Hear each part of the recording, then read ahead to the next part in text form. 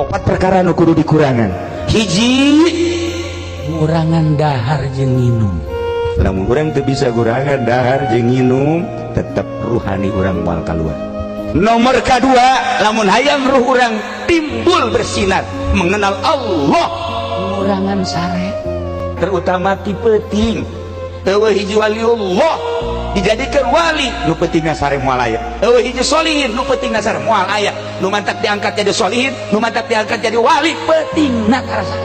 Nomor katilu, ngurangan pergaulan selain daripada ahli Allah. Ngurangan bergaul selain daripada ahli Allah. Lamun jeung ahli Allah, Jeung Habib silakan, jeung Habib Lutfi silakan, Habib Ja'far silakan, Habib Umar. Nomor keempat, ngurangan omongan selain daripada maca Quran, sholawat, zikir, maca kitab, hadis. Ulah pati loba omong.